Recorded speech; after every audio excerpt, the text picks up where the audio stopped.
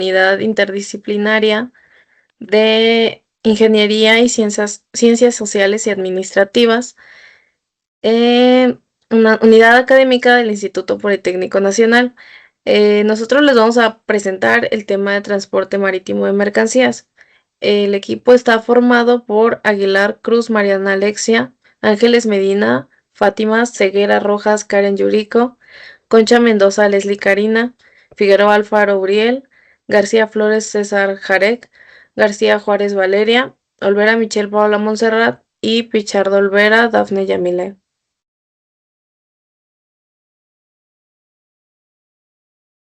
Para iniciar, yo les voy a dar un breve contexto de lo que es la historia mundial del transporte marítimo de mercancías.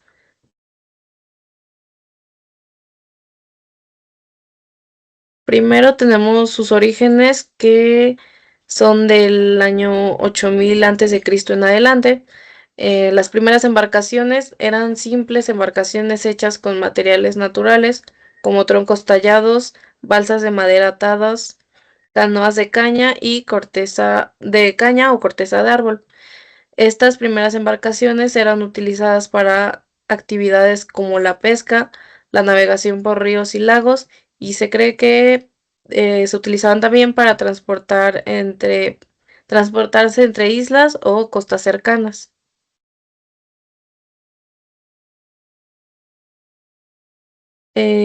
Tenemos también a las antiguas civilizaciones, los fenicios, que son de los años 1500 antes de Cristo. Ellos eran expertos navegantes y comerciantes, desarrollaron barcos de vela y establecieron rutas en el Mediterráneo. Tenemos también a los egipcios, quienes usaban barcos de papiro y madera para el transporte en el Nilo. Y finalmente los griegos y romanos, que mejoraron la construcción naval con barcos como los trirremes y desarrollaron puertos importantes. Eh, Después tenemos el periodo de la Edad Media, que abarca los siglos V y XV. Primeramente la expansión vikinga, que es del siglo VIII al siglo IX, donde están los drácars vikingos, quienes permitieron exploraciones y comercio en el norte de Europa. Tenemos las rutas comerciales a Asia. Aquí los chinos desarrollaron juncos avanzados y exploraron el Océano Índico, mientras que por su parte los árabes dominaron el comercio en el Índico y el Mar Rojo con sus dhows, que son un tipo de barco de vela tradicional, caracterizado por sus velas triangulares y su casco alargado. También entra la Europa medieval. Aquí los barcos eran impulsados por velas, remos o se combinaban ambos. Estos iban a variar según la región y el tipo de navegación. Los barcos del norte de Europa, como los vikingos, influyeron en el diseño de barcos de vela, mientras que los del sur se basaban en diseños más clásicos. Tenemos la era de los descubrimientos, que abarca del siglo XV al siglo XVII.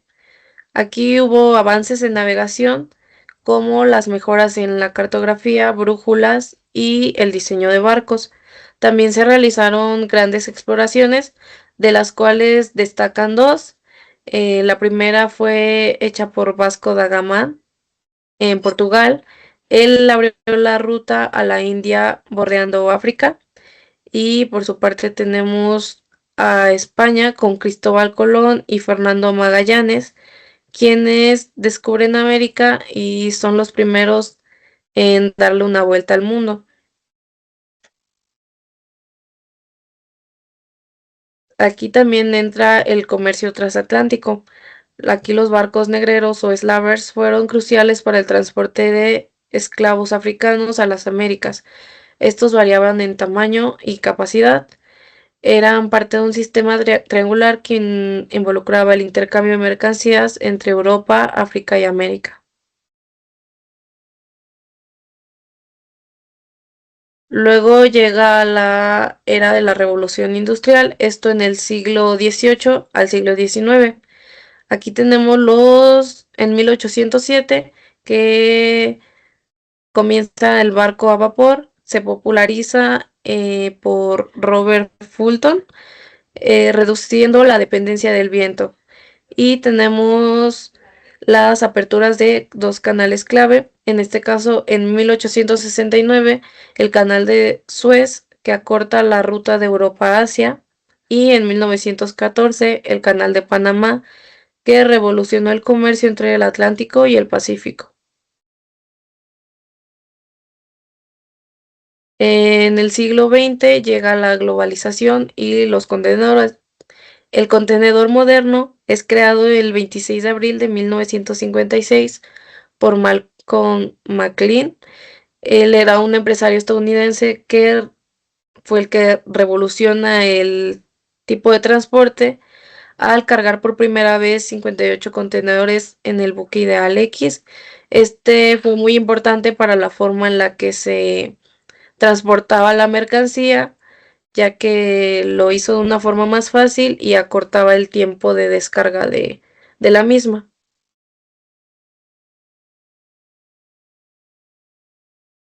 También entra el motor diésel y los barcos modernos.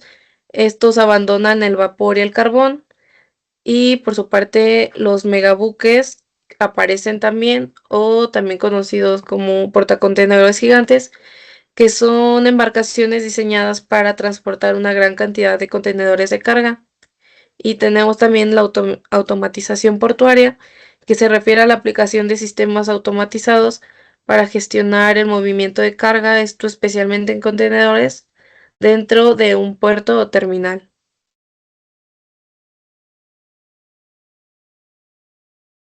Tenemos en el siglo XXI ya la tecnología y sostenibilidad que se estaba buscando. Por parte de la tecnología, como un ejemplo, están los barcos de navegación autónoma, también conocidos como buques autónomos o más por sus siglas en inglés, Marine Autonomous Surface Ship. Estas son embarcaciones que pueden operar sin intervención humana directa. Utilizan sistemas automatizados y tecnología avanzada como los sensores, inteligencia artificial y sistemas de navegación en lugar de depender de la tripulación a bordo. Estos buques pueden llegar a variar en su nivel de autonomía. Existen desde aquellos que requieren supervisión humana hasta los que son ya completamente autónomos, que tienen la capacidad de operarse de manera independiente.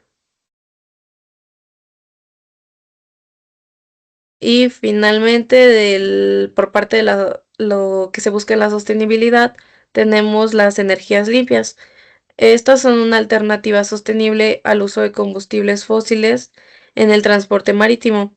Estos barcos, también conocidos como barcos ecológicos o sostenibles, eh, tienen un gran impacto, ya que reducen las emisiones de gases de efecto invernadero y contribuyen a la lucha contra el cambio climático. Ahora los dejo con mi compañera Dafne. Bueno, yo les voy a hablar sobre la Historia Nacional de Transporte Marítimo de Mercancías. En la época prehispánica, que va en el año 600 después de Cristo, las culturas mesoamericanas ya practicaban navegación con ayuda de canoas y bálsamos. Siguiente, por favor. Varias civilizaciones ya tenían rutas comerciales, pero estas estaban limitadas para fines locales o regionales.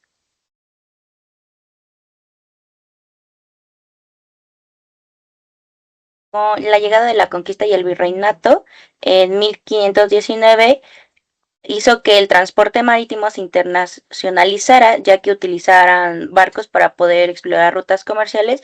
Con esto lograron que el puerto de Veracruz se convirtiera en el más importante, ya que les daba entrada al comercio entre España y sus colonias. En el siglo XVI se estableció un sistema de flotas. Este consistía en que un convoy viajaba de España a Veracruz y este se mantenía por motivos de seguridad en dado caso en un ataque entre piratas u otros enemigos.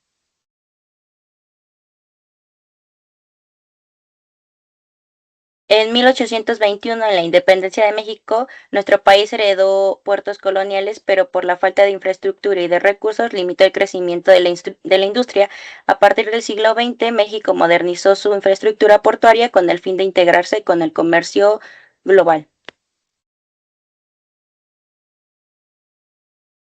La creación de Pemex y la industria petrolera hizo que se desarrollaran puertos con ayuda de la exportación del petróleo, como el puerto de Coatzacoalcos, y este logra la expansión del comercio marítimo a mercados internacionales.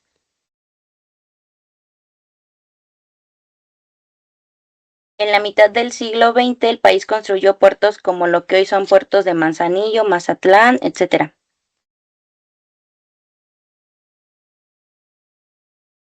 La aparición de puertos marítimos en México, refiriéndome a golfos de México.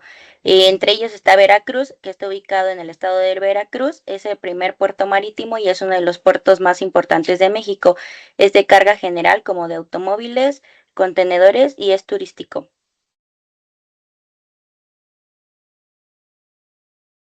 Puerto de Coatzacoalcos está ubicado en el estado de Veracruz. Fue fundado en el siglo XX. Fue clave para el desarrollo del petróleo en México y el crecimiento industrial del suroeste. Su función actual es un puerto industrial y comercial especializado en el manejo de productos petroquímicos y es fundamental para Pemex.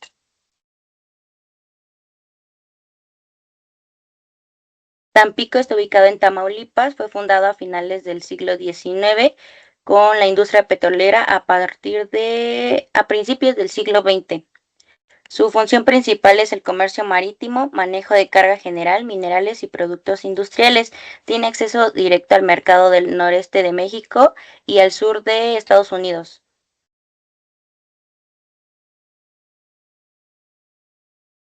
Progreso está ubicado en Yucatán y fue fundado en 1871. Su función principal es turística y maneja cargas generales y productos agrícolas e industriales.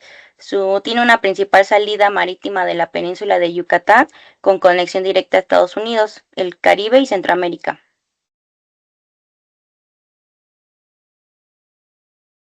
Altamira está ubicado en Tamaulipas. Fue desarrollado al inicio de la década de 1980 como parte de un proyecto industrial portuario. Su función principal es contenedores, graneles líquidos y sólidos. Tiene una carga industrial y es de maquinaria pesada.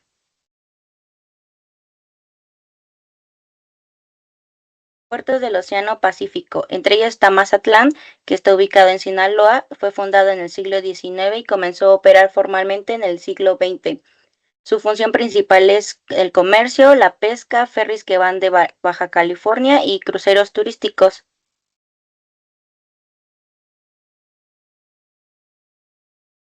Guaymas está ubicado en Sonora, fue fundado en el siglo XIX y tuvo un gran auge durante el Porfiriato. Tiene una carga comercial, pesca y embarque de vehículos. Tiene conexión directa al suroeste de Estados Unidos y acceso ferroviario. Manzanillo está ubicado en Colima, fue fundado en el siglo XIX y fue un puerto comercial principal para México, especializado en contenedores, carga general, vehículos y granel. Tiene tiene puerta de entrada al comercio de Asia y conexión directa con el centro y norte de México. Lázaro Cárdenas está ubicado en Michoacán, fue fundado en 1970 como parte de un plan de desarrollo industrial del gobierno federal. Su función principal es un puerto comercial e industrial y es uno de los puertos de mayor calado en América Latina con acceso directo a Asia. Ensenada está en Baja California, fue fundado en 1888 como un puerto natural y comercial.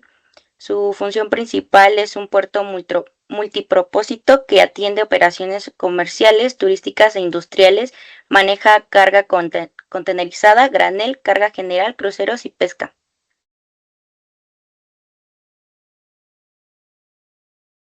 Salina Cruz está ubicado en Oaxaca y fue fundado en 3 de mayo de 1522. Es un puerto multimodal estratégico en el corredor interoceánico del Istmo. Maneja carga contenerizada, granel, agrícola y mineral.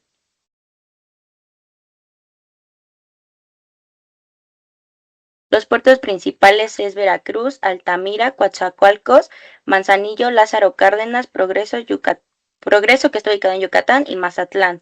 Los dejo con mi compañera Karina.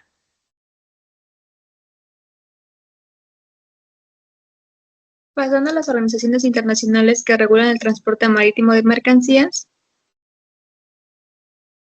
tenemos la Organización Marítima Internacional. Este es un organismo especializado de las Naciones Unidas.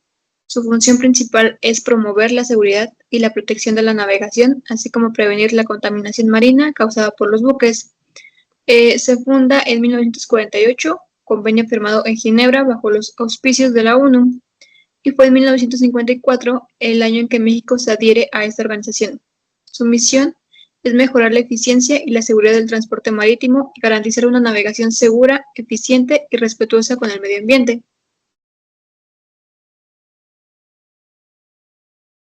La Organización Mundial de Aduanas, OMA, es un organismo intergubernamental independiente que facilita la colaboración entre las administraciones aduaneras y otras organizaciones internacionales para combatir el fraude aduanero y otros delitos transfronterizos. Se fundó en 1952 y fue el 8 de febrero de 1988 en que México se adhiere a esta organización.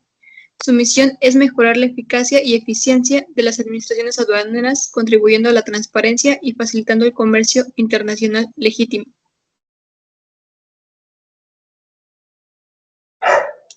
La Conferencia de las Naciones Unidas para el Comercio y el Desarrollo es el órgano principal de la Asamblea General de las Naciones Unidas en la esfera del comercio y el desarrollo. Coordina el tratamiento integrado del desarrollo económico y otras cuestiones afines en los sectores de comercio, finanzas, tecnología, inversión y sostenibilidad. Se fundó en el año de 1964 y México se incorporó al momento de su fundación. Su misión es ayudar a los países en desarrollo a maximizar sus oportunidades de comercio, inversión y desarrollo y participar equitativamente en la economía mundial.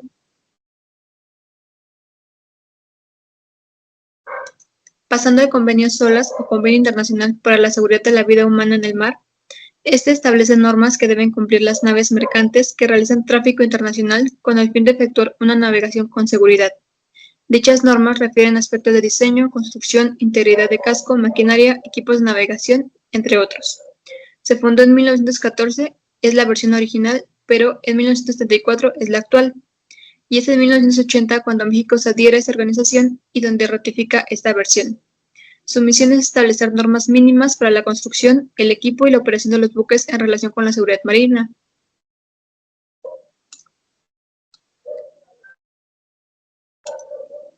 El Convenio Internacional para Prevenir la Contaminación por los Buques, MARPOL, el Convenio MARPOL fue adoptado el 2 de noviembre de 1973 en la sede de la OMI y modificado en 1978. Se adoptó en respuesta al gran número de accidentes de buques tanque ocurridos entre el 76 y el 77. En el convenio figuran reglas encaminadas a prevenir y reducir al mínimo la contaminación ocasionada por los buques, tanto accidental como procedente de las operaciones normales, y actualmente incluye 6 anexos técnicos. Fue en 1991, año en que México se adhiere y México ratifica el anexo principal. Su misión es prevenir y reducir la contaminación del medio marino causada por los buques. Esto se logra a través de regulaciones y normas que controlan la descarga de sustancias perjudiciales como hidrocarburos, aguas residuales, plásticos y otros materiales.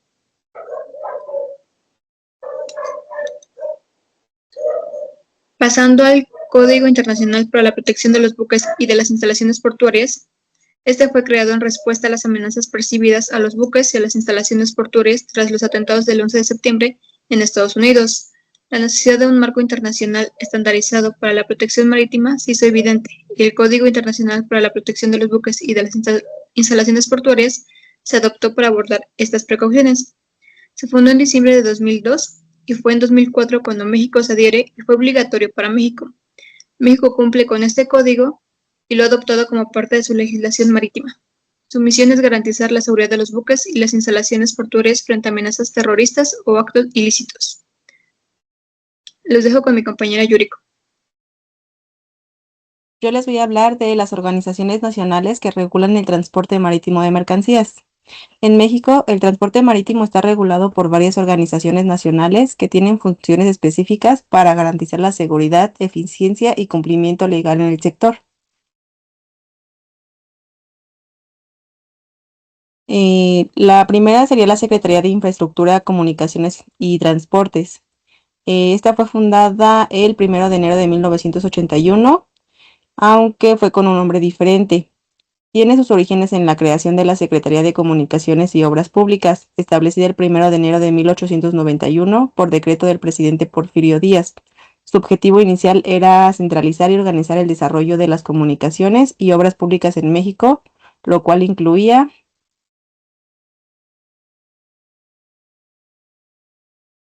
la infraestructura, tenía a la CEMAR, y en el ámbito del transporte marítimo está enfocada en garantizar la seguridad, el orden y la legalidad en las aguas mexicanas, así como facilitar el desarrollo seguro del comercio marítimo nacional e internacional.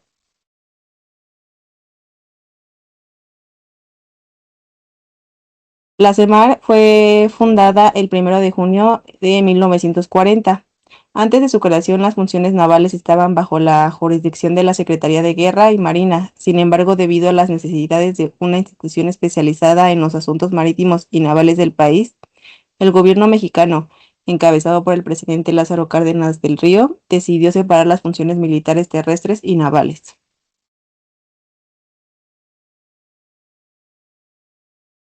La CEMAR como misión tiene emplear el poder naval de la Federación para la defensa exterior y coadyuvar la seguridad interior del país, realizando acciones que contribuyan al mantenimiento del Estado del Derecho en las zonas marinas mexicanas. También defender la soberanía del país en el mar, proteger los recursos marítimos, salvaguardar la vida humana en el mar.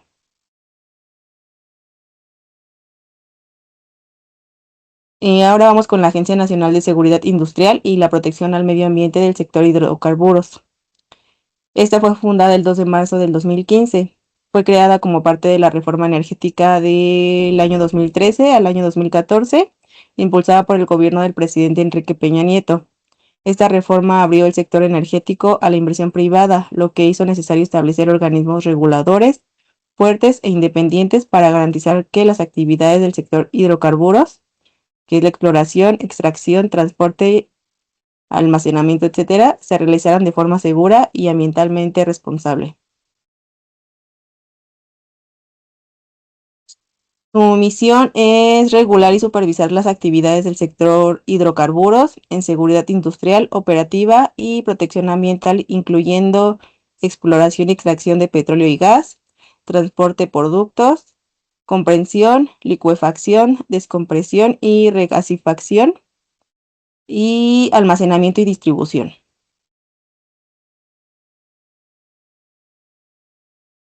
La Secretaría de Medio Ambiente y Recursos Naturales, la Semarnat, esta fue fundada el 6 de junio del año 2000 durante el gobierno del presidente Ernesto Zedillo Ponce de León.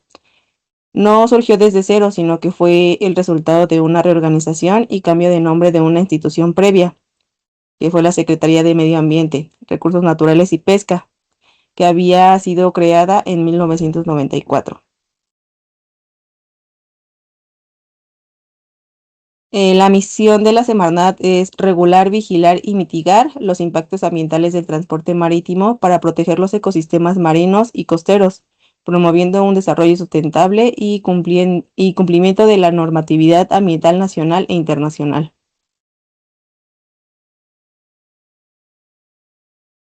La Procuraduría Federal de la Protección al Ambiente, Profepa. Esta fue fundada el 4 de junio de 1992. Fue creada como un órgano desconcentrado de la entonces Secretaría de Desarrollo Social, más tarde integrada en la actual Secretaría de Medio Ambiente y Recursos Naturales, con el objetivo de contar con una institución especializada en vigilar y hacer cumplir la legislación ambiental mexicana. Su misión es vigilar y asegurar el cumplimiento de la legislación ambiental en actividades marítimas, portuarias y costeras para prevenir, controlar y sancionar la contaminación marina y proteger los ecosistemas marinos y costeros.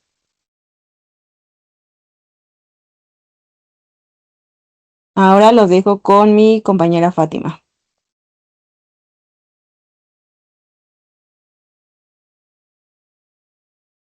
Yo les voy a hablar sobre las principales empresas navieras. En primer lugar, tenemos a Mediterranean Shipping Company, o más conocido por sus siglas MSC.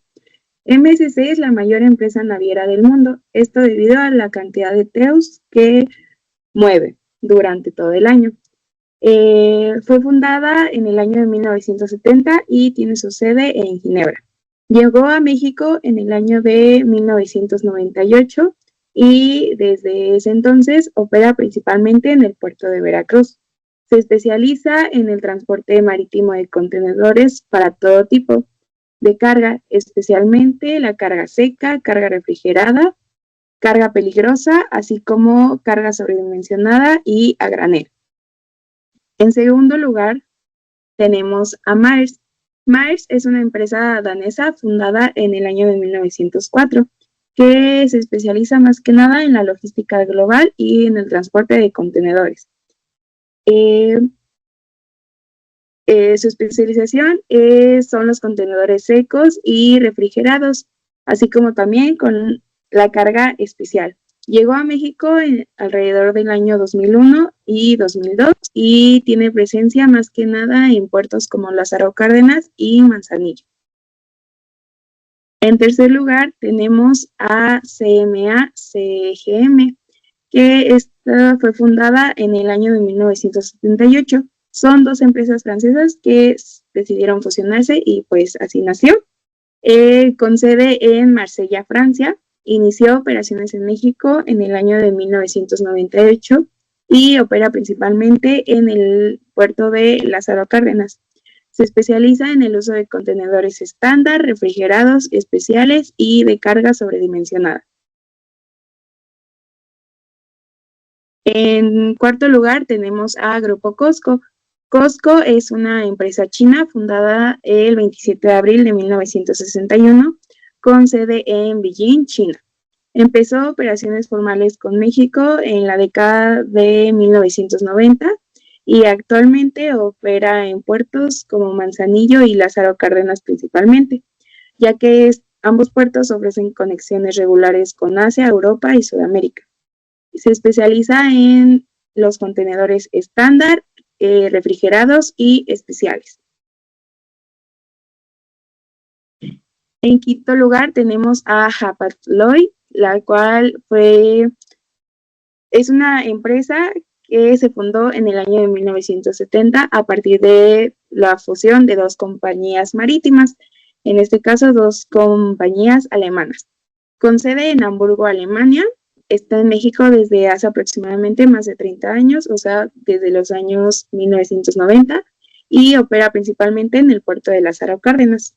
Se enfoca en la carga refrigerada, especialmente para productos agroindustriales como frutas, carnes y productos farmacéuticos, y en contenedores especiales. Por último, tenemos a ONE. ONE es una empresa naviera japonesa, es de las más nuevas, ya que fue formada en el 2017 entre tres empresas navieras japonesas. Inició operaciones formalmente en 2018 y desde ese año llegó a México. Opera principalmente en los puertos de Manzanillo, ya que este es clave para el comercio con Asia, y de Lázaro Cárdenas, esto debido a su conexión con el centro de México. ONE se especializa en transporte de contenedores, incluyendo carga refrigerada, carga peligrosa y sobredimensionada. A continuación, mi compañera Valeria.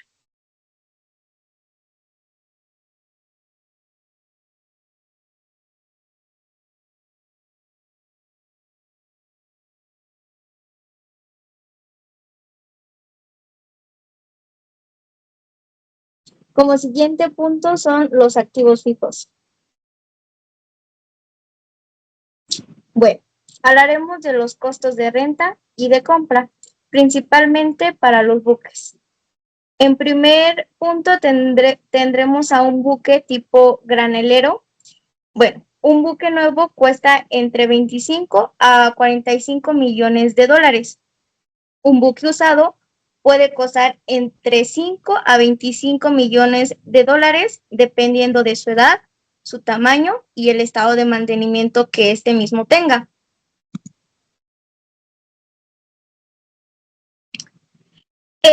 Su capacidad de cargas es de 75,000 toneladas y su principal combustible es un fuloleo bajo en azufre. Como siguiente tipo de buque tenemos un tipo tanque y bueno, este buque actualmente en el 2025 cuesta entre 110 a 130 millones de dólares. Este buque de igual forma, pero usado, cuesta entre 35 a 50 millones de dólares. Su capacidad de carga es de 441,893 toneladas y su combustible principal es el HFO, pero también puede operar con el LSFO desde la entrada de vigor del 2020 para cumplir con la normativa de bajo contenido de azufre.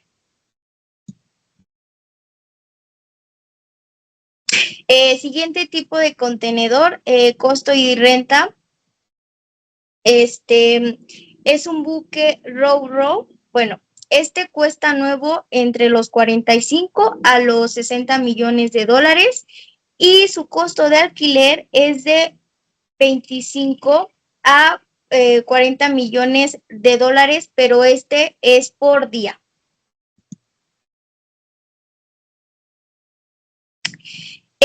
Su capacidad de carga es de 50,000 toneladas y de 4,500 vehículos rodantes. Su combustible es HFO o también el LSFO.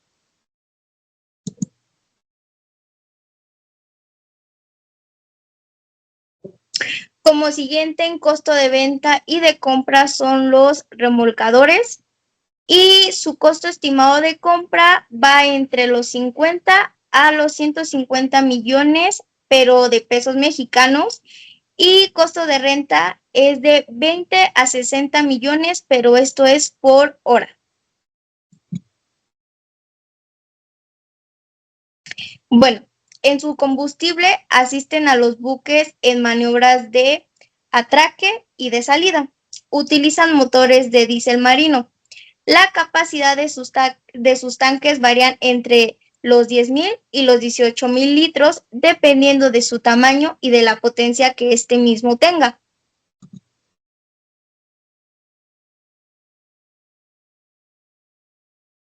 La capacidad de carga. Bueno, esto va de 30 hasta las 90 toneladas de empuje estático. No mueve carga directa, pero movilizan buques cargados de hasta 200,000 toneladas de desplazamiento.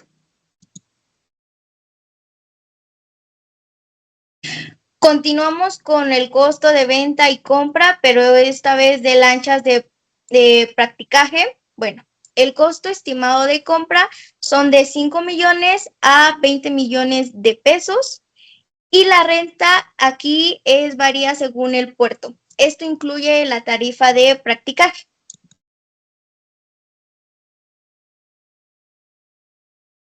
Su combustible. Usan principalmente diésel por la eficiencia y la autonomía en maniobras portuarias. La capacidad de carga generalmente va entre 1 y 6 personas. ¿Esto de qué estoy hablando? Bueno, del practicaje y la tripulación, con espacios para equipos y suministros. Peso total manejable suele ser de 2 a 5 toneladas, dependiendo del modelo que se esté utilizando.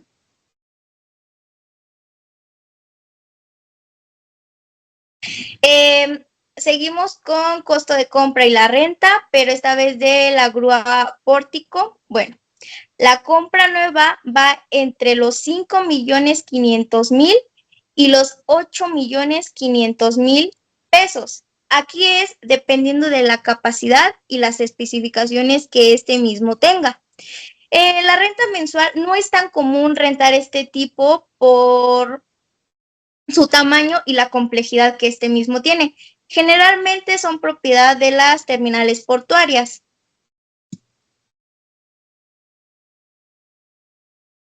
Combustible. Bueno, operan con diésel, aunque hay versiones eléctricas. Sus tanques de combustible van de 1,000 a los 3,000 litros y su capacidad de carga van de los 65 a las 80 toneladas, una o dos cajas de pies simultáneas.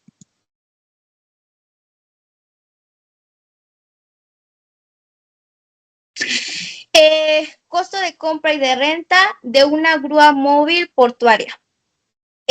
Su costo de compra entre 1,500,000 y 4,500,000 pesos. La renta mensual es de 150,000 y 300,000. Esta tiene una capacidad de carga entre las 40 y 100 toneladas también, según el tipo de modelo que esté en funcionamiento.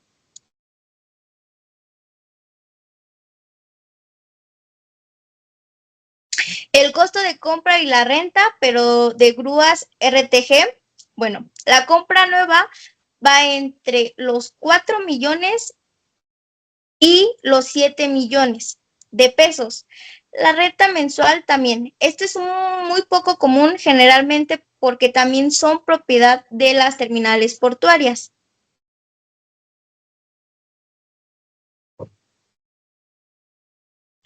Compra y renta de portacontenedores. Bueno, la compra, el de 20 pies es de 1,500 a 4,000 dólares y el de 40 pies es de 3,000 a 6,000 dólares. La renta mensual del de 20 pies es de 50 a los 150 dólares y el de 40 pies va de los 80 a los 250 dólares.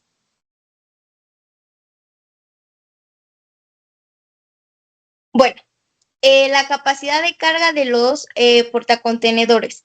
Se mide en TU. ¿Qué es TU? Es la unidad equivalente a 20 pies. La capacidad típica va de los 1,000 a los 3,000, que ese es el mínimo, hasta los 24,000 TU, que es la unidad equivalente a 20 pies.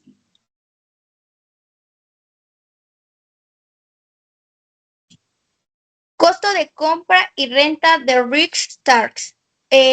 La compra nueva está entre los 2,500,000 y los 3,500,000 pesos. Compra usada va desde 1,200,000 dependiendo del año y del estado del equipo. La renta mensual está aproximadamente entre 100,000 a 180,000.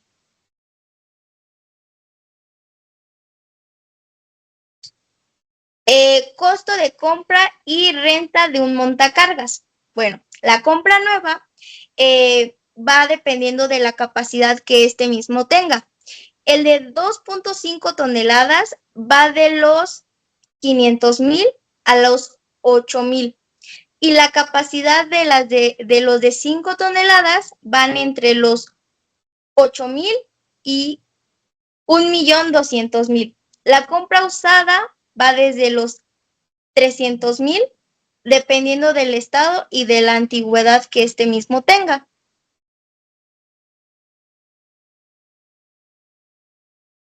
El combustible que usa un montacargas. Bueno, pues puede funcionar con diésel, gasolina, propano, gas natural o ser eléctricos.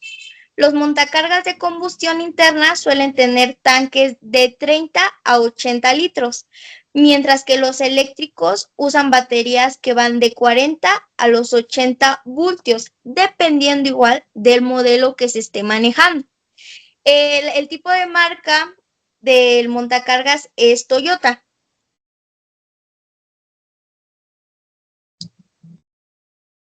La capacidad de carga de este mismo son dos tipos. Bueno, va desde las industriales ligeras, que esa tiene una capacidad de 2 a 5 toneladas, y los pesados, que estos son, o más bien tienen una capacidad de 16 a 45 toneladas, para contenedores llenos o de carga general.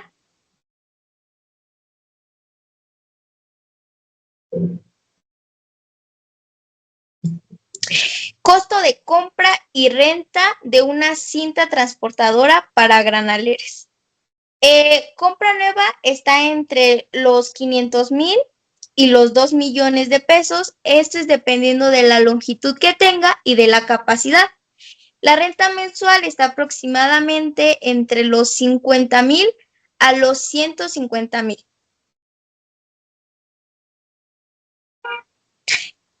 El combustible y su capacidad. Utilizan en muelles y patios alimentadas mediante electricidad, por lo que no poseen este tipo de activo un tanque de combustible propio. Su consumo depende de la potencia instalada y del sistema eléctrico del puerto.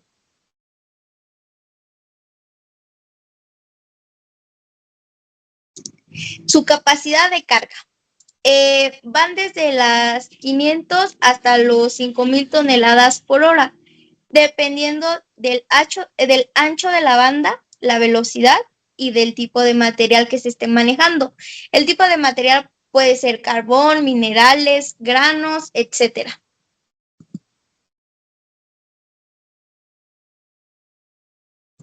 El costo de compra y renta de tolvas y de sistemas de succión para graneles.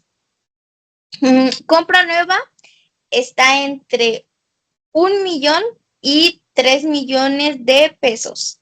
La renta mensual aproximadamente va de los 80,000 a los 200,000 pesos.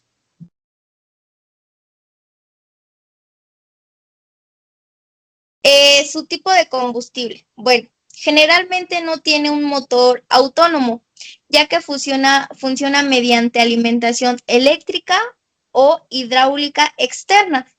Usualmente están conectadas a grúas o a otro tipo de equipo. Por esta razón, no utilizan combustibles directamente.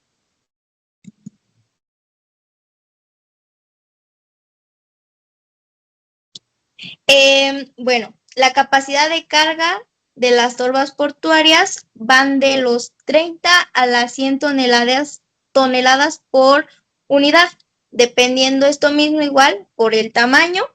Generalmente están diseñadas para recibir directamente la descarga de una grúa o un descargador continuo. Y los dejo con mi compañera Mariana.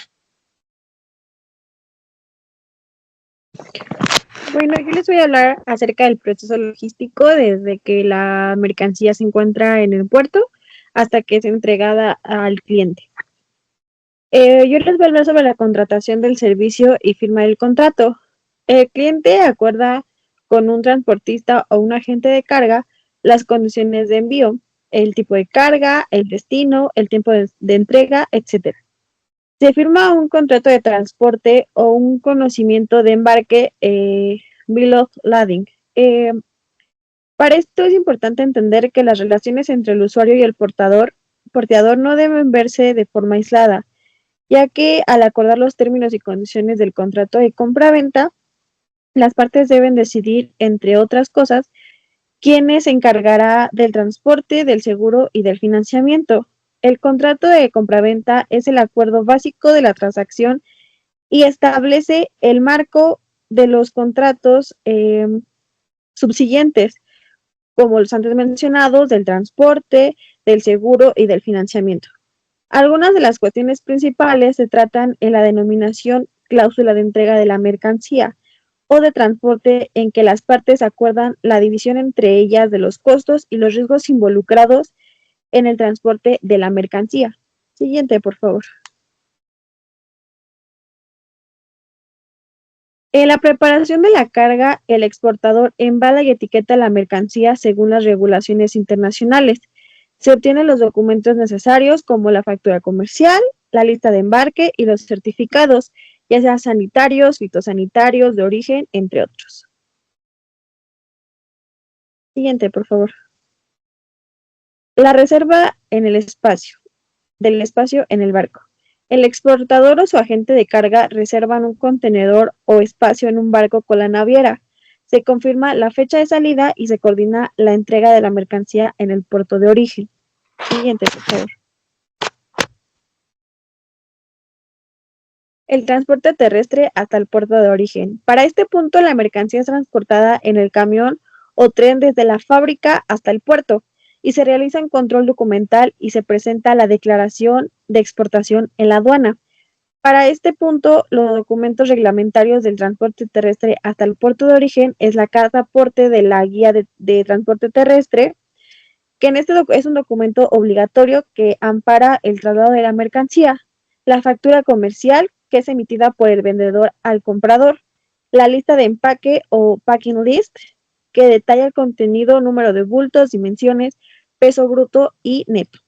El permiso especiales o certificados sanitarios, fitosanitarios en caso de que aplique, que son requeridos para mercancías reguladas como alimentos, químicos, animales, entre otros. La póliza de seguro de carga, que es el documento que ampara el valor de la mercancía en caso de daño, pérdida o siniestro durante el traslado durante el transporte, perdón. El manifiesto de carga, que es opcional según sea el tipo de la operación.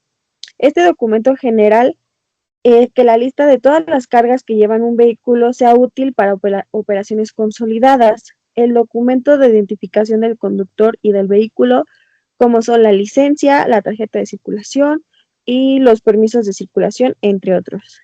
Y por último, el contrato de transporte u orden de servicio. Es el acuerdo entre el remitente y el transportista con las condiciones del servicio. Siguiente, por favor. El despacho aduanero de exportación. Aquí se representan los documentos ante la aduana del país de origen. Si todo está en orden, se autoriza la salida de la mercancía y se genera el documento único aduanero, DUA. Siguiente, por favor. La carga en el barco o el embarque. Es la mercancía que se inspecciona y se carga en el buque. Se emite el Bill of Lading, que es el documento clave que sirve como contrato de transporte y título de propiedad. Siguiente, por favor. El tránsito marino, que es la carga es transportada por el mar hasta el puerto de destino y durante este tiempo el importador prepara los trámites para el despacho de aduana en destino. Siguiente, por favor. La llegada al puerto de destino y el desembarque. Aquí la mercancía es descargada del buque y almacenada temporalmente en la terminal portuaria. Se notifica al importador sobre la llegada del cargamento. Siguiente, por favor. El despacho aduanero de importación. El importador presenta los documentos de la importación aduanera si se paga los aranceles e impuestos correspondientes. Si todo está en orden, la aduana autoriza la liberación de la mercancía. Y en este trámite hay documentos que son muy importantes y los cuales se tienen que presentar. Por ejemplo, la factura comercial o commercial invoice, que es el documento principal para determinar el valor de la mercancía y contiene datos como datos del comprador y vendedor, descripción de los productos, cantidades, precios unitarios y totales, condiciones de pago y entrega y el país de origen y de destino. Está también la lista de empaque, que es el pack list, que es el que complementa la factura y detalla el peso bruto y el peso neto, dimensiones de los bultos, tipo de embalaje y número de cajas o unidades. Está el pedimento aduanal, que este es el documento electrónico que se ampara al despacho de importación o exportación ante la aduana mexicana. En otros países tiene otros nombres diferentes y contiene la fracción arancelaria, el valor de aduana, impuestos y contribuciones y datos del agente aduanal y del importador o exportador. Y los certificados de origen que acreditan el país de fabricación, relevantes para aplicar tratados de libre comercio, la firma por una autoridad competente o cámara de comercio. Está también los permisos y certificados especiales que son emitidos por dependencias gubernamentales. según sea el tipo de producto o el tipo de mercancía. Por ejemplo, Sader, Semarnat, Senacica, Cofepris, entre otras por mencionar. Y por ejemplo, están los permisos sanitarios para medicamentos, el certificado fitosanitario para productos agrícolas y los permisos de importación, ya sea para maquinarias o para armas. Está también la Declaración Única de Aduanas, la DUA, o su equivalente, que este documento es usado en muchos países de América Latina y Europa y resume toda la información relevante para la declaración aduanal. Está la póliza de seguro de la mercancía, que no es obligatoria, pero sí es muy recomendable y aporta seguridad jurídica y respaldo financiero en caso de daños o pérdidas de la mercancía. Y por último está el documento de transporte, que aunque no son específicos de aduana, se exigen para liberar las mercancías. Siguiente, por favor. También está el transporte terrestre hasta el destino final. Para este punto, la carga es retirada del puerto y transportada en camión o tren hasta el almacén o destino final. Siguiente, por favor. Y este es el paso final, que es la entrega al cliente. El importador recibe la mercancía en su almacén o centro de distribución, CEDIS, y se revisa el estado de la carga y se cierra el proceso de importación. Los dejo con mi compañero Uriel.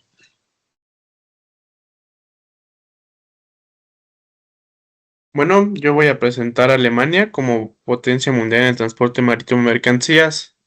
Alemania es la tercera mayor economía exportadora en el mundo, por detrás de Estados Unidos y China. También exporta maquinaria, vehículos, productos químicos y electrónicos. Y en 2024 exportó mercancías con un valor aproximado de 1.560 millones de euros. Y uno de los factores clave para que Alemania sea potencia mundial son sus puertos, como por ejemplo el puerto de Hamburgo, que es el tercero más grande de Europa, y el primero de Alemania, que moviliza anualmente más de 130 millones de toneladas de carga y conecta con más de 900 puertos en 170 países. Este puerto tiene un calado que le permite llegar, barcos de grandes dimensiones, ya que en condiciones de marea alta permite hasta 15.1 metros de calado y en marea baja ronda de los 12.8 metros.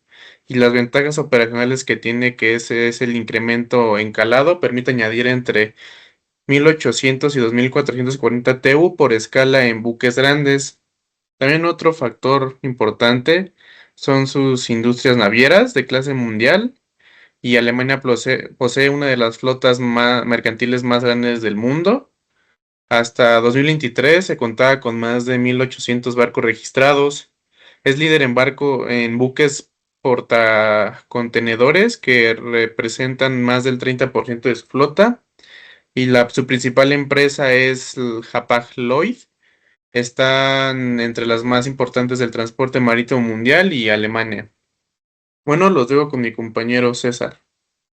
Hola, buenas tardes. Yo me llamo García Flores César Yaret. Yo les voy a hablar sobre qué debe de hacer México para tener la misma eficiencia que Alemania en el transporte marítimo. Haré una pequeña comparativa general de Alemania contra México. Bueno, de Alemania y México.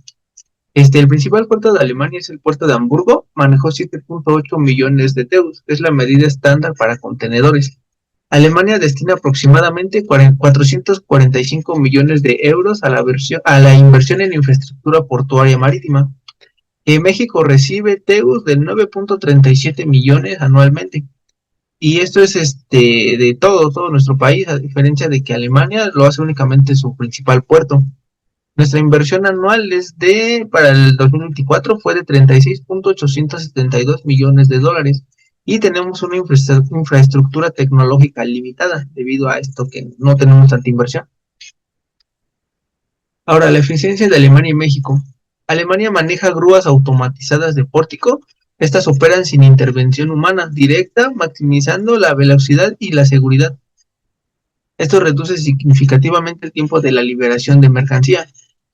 En México se utilizan grúas STS de capacidad media de 40 a 80 toneladas y grúas móviles LHM en capacidades limitadas.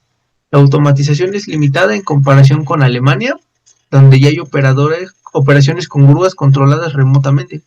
Las grúas más pesadas y con tecnologías avanzadas aún no son comunes en nuestro país. Tenemos las grúas automáticas Auto RTGS. Estas grúas son utilizadas en Alemania. Estas grúas son móviles utilizadas para apilar y mover contenedores en el patio de almacenamiento del puerto. La versión automatizada de estas elimina la necesidad de operadores humanos. El rango de precio de estas unidades es de 3 a 5 millones de dólares. Tenemos también las grúas Pórtico.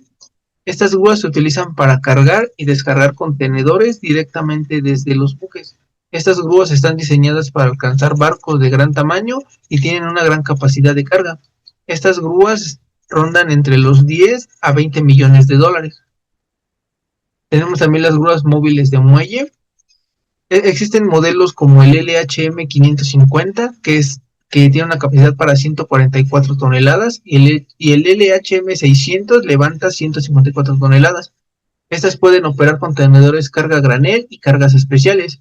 La línea incluye unidades hasta con capacidad de 308 toneladas y un alcance de más de 60 metros. Estas grúas las cotizan de 3 a 8 millones de dólares.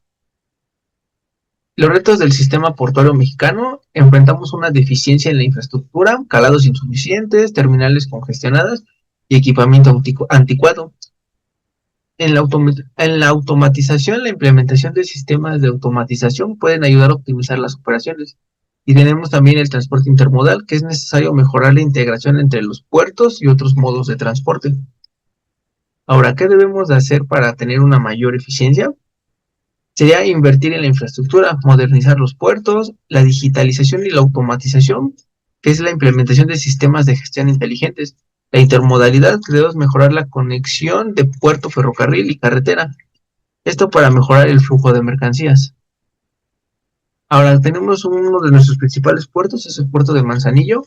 El área que debemos de mejorar sería la infraestructura y la capacidad de manejo, porque aunque es uno de los puertos más importantes del país, tiene limitaciones en términos de espacio para el manejo de contenedores y la capacidad de infraestructura, lo que puede afectar la velocidad de despacho y la eficiencia operativa. Tenemos también el puerto de Veracruz.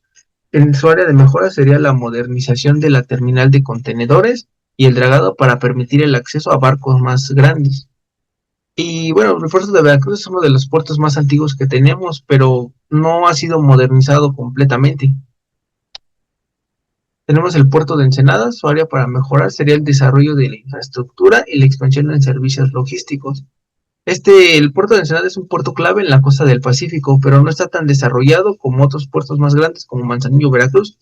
Se necesita mejorar la infraestructura de almacenamiento, distribución y conexión ferroviaria para hacerlo mucho más competitivo. Tenemos el puerto de Lázaro Cárdenas. El área de mejora sería la implementación de la tecnología avanzada y el aumento en la capacidad de carga. ¿Qué razón enfrenta? Enfrenta desafíos en términos de eficiencia operativa y en la utilización de tecnología avanzada en sus operaciones.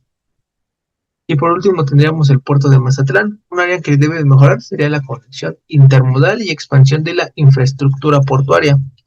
Mazatlán es un puerto que ha mostrado un crecimiento reciente, pero la infraestructura intermodal, conexión con ferrocarriles y carreteras, necesita una mayor inversión para garantizar un flujo eficiente de mercancías, que es un problema que se presenta en la mayoría de nuestros puertos, que aparte de que no están tan modernizados, no podemos recibir a barcos tan grandes, ni mucho menos podemos almacenar tantos contenedores.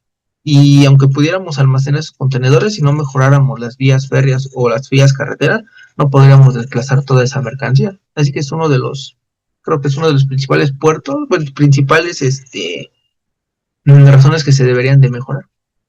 En conclusión, podemos decir que el transporte marítimo de mercancías es un componente vital de la economía global, permitiendo el intercambio de bienes y productos entre países y regiones.